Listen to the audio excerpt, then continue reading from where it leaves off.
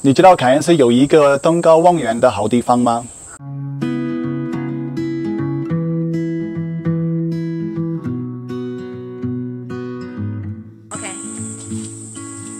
So we're going to go for a little bit of a walk, and there's an amazing tower just up ahead in the rainforest. We're going to climb up the tower as we're walking through this rain. Like, it depends on the student group, but a lot of them are here for education.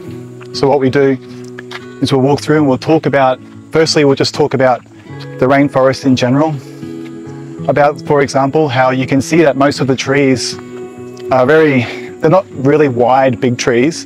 They're usually pretty narrow, skinny, but they're very tall.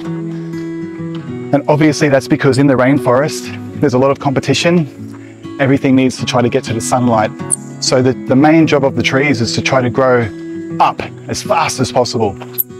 Once they get to the top and they can get all the sunlight that they want, then from there they can start to put energy to grow bigger and wider. Like, say for example, you see that tree in there, that's a little bit of a wider tree, like that one in there. So, but it's only because he's the tallest, or it's the tallest.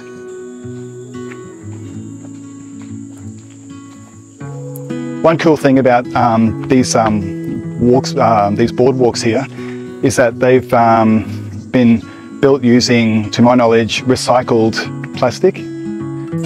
Yeah, so it's all eco-tourism as much as possible. We'll get a nice little view here. We'll go have a look. That's the North Johnston River. That's one of the main rivers here in this area, south of Cairns, the North Johnston, and that will flow down and become the South Johnston River, which we can see when we're on our way back to Paronellapark. And there's a rock face down there. See that rock face down there? Yeah. So in Aboriginal culture, their god is called the serpent, the rainbow serpent, right?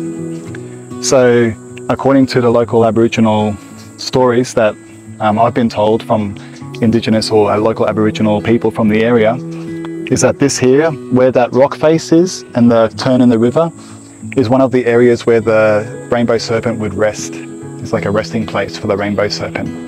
And the rainbow serpent in the local Aboriginal culture is the creator of everything. So the rainbow serpent created the rivers, the rainbow serpent created the mountains, created everything. And down there you can see one of the resting areas of the rainbow serpent.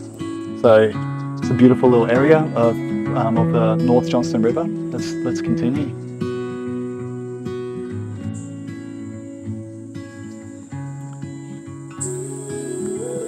Hey, look at this vine just climbing up that tree. So a lot of people would see this and think, oh, but that would be, I think that would be gongsheng, you know, like it's not going to hurt that tree. It's just using that tree as a place because it can't climb that high itself. Obviously, it's just using this tree to get up as high as possible. And it's not going to affect this tree at all. And usually you can see, I love looking really close. You can see all the the way it sticks to the tree. See? Really, really cool.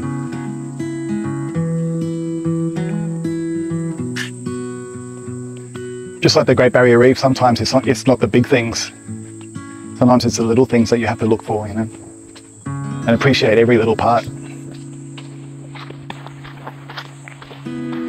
So we're going to go to the tower now. We'll climb up that tower and just look over the whole rainforest area. And the way that the correct pronunciation for this national park is Wooroonoon. Wooroonoon. Yeah, that would be an Indigenous name. I think if it was in English, then they would have made something more easy to pronounce. Yeah. Sometimes I might stop and look at like a tree like this, and just have a look at the root system. Right. This is called. You can see the sign there. It's called red tulip oak, and the Indigenous, on a, say for example, a really big tree like this, would have huge roots coming off of it, and this is the kind of thing that they would use to make their tools from. So like a shield or a boomerang or something like that. The sound is very spatial. Yeah, and the sound as well, yeah. So in some areas they could use it as a communication, right? So they might get like a big rock And sometimes in some areas, say even up in the Daintree and Mossman, I'm not sure about this tribe right here because they've all got their different cultures, but there might be a big rock sitting next to the tree. And the reason would be is that they can be used as communication. They pick up the rock, they can come and they can use the rock to hit the tree with the rock as hard as they can. And that would create a big sound, and that sound can be heard for kilometers. And they can be like boom, boom, boom, hit that. I don't have a rock to hit it with right now, but you'd hit that through and then the other tribes can hear around the area and they can identify where they are. You know what I mean? Make it as a communication device, kind of like a phone call. Hey, come over here. You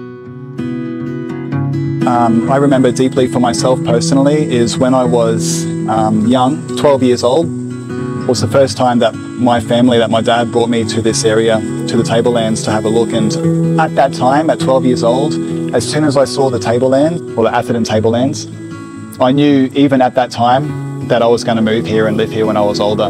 When I come here, I really feel like I'm deep in the rainforest in some way that not many people actually really come compared to some of these other areas. Now, this area here, this Mamu, I love to come up here on this tower. And every time I come up here, I just like to look over and really listen to the wildlife, listen to all the birds, or just listen to the sounds of nature.